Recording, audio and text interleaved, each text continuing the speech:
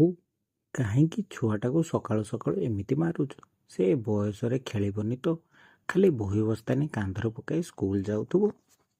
ଶାଶୁଙ୍କ କଥାରେ କଡ଼ା ଜବାବ ଆସିଲା। ଦେଖିବ ଆସ ବୋଉ, କାଉ କୋଇଲି ଉଠି ନଥିବେ ତୁମ ନାତିଟୁକା ମୋତେ ନିଦରୁ ଉଠେଇ ଟାଣି ଟାଣି ନେଉଛି ସାଇକେଲ ପାଖକୁ।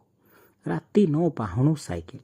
ପିଲାଟା ଦିନକୁ ଦିନ ପାଠ ନ ପଢ଼ି ଖାଲି ସବୁବେଳେ ସାଇକେଲ ସାଇକେଲ ହେଉଛି।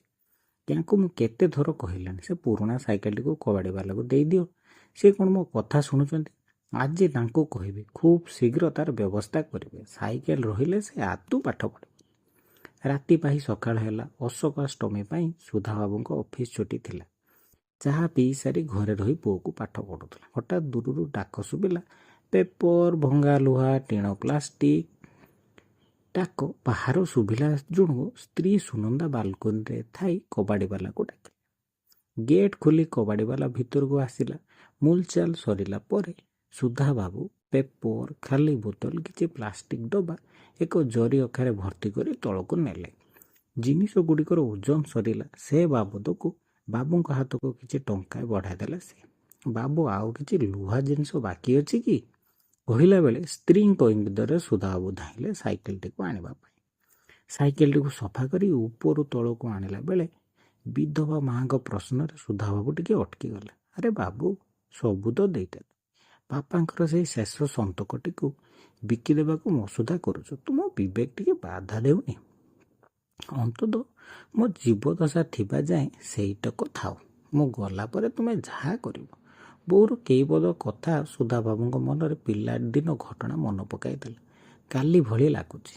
ଖରା ଛୁଟିରେ ବାପା ଘରେ ନଥିଲା ବେଳେ ସେଦିନେ ବାପାଙ୍କ ସାଇକେଲଟିକୁ ଧରି ଗୁଡ଼ ଗଳା ଶିଖୁଥିଲା ବେଳେ ଚେନ୍ ଖସିଗଲା। ଗାଁ ଠାକୁରାଣୀଙ୍କ ଗାଡ଼ିଆ କଡ଼ରେ ପଡ଼ିଗଲା ସେ। ସପୁରି କଣ୍ଟା ସବୁ ଦେହରେ ପଡ଼ି ରକ୍ତ ବାହାରିଲା। ବାପା ସେଇ ବାଟ ଦେଇ ଫେରୁଥିଲା ବେଳେ ତାଙ୍କୁ ସାଷ୍ଟାମ କଲେ। ଭୟରେ ସେ ଗୋଟାପଣେ ଥରି ଯାଉଥିଲା। ବାପା ଗାମୁଛାରେ ରକ୍ତ ପୋଛି ଦେଇ କହିଲେ, କିଛି ହେଇନି, ଡରନି। ସାଇକେଲ ଏମିତି ବାରମ୍ବାର ପଡ଼ିଲେ ଯାଇ ତୁ ଶିଖିବୁ। ଯାହା ଜୀବନରେ ପରାଜୟ ନାହିଁ ସେ ବିଜୟର ସ୍ୱାଦ କେମିତି ଜାଣିବ? ବାବୁ, ଡେରି ହେଉଛି, କୁଆଡ଼େ ଗଲ? କବାଡ଼ିବାଲା ଡାକରେ ସୁଧାବାବୁ ପ୍ରକୃତିତ ହେଲେ। ସାଇକେଲଟିକୁ ନେଇ ତା ଆଗରେ ଥୋଇ ଦେଇ ସୁଧାବାବୁ ପଚାରିଲେ, ଏଇଟା କେତେ ଦାମ ହେବ?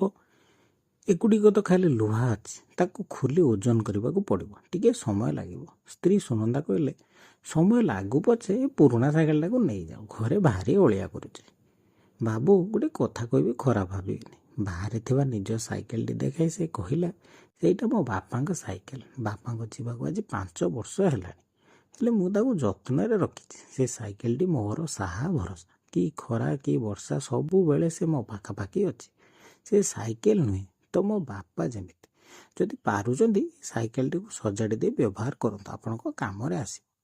କବାଡ଼ିବାଲାର କେଇପଦ କଥା ତାଙ୍କ ହୃଦୟରେ ଆଲୋଡ଼ନ ସୃଷ୍ଟି କଲା।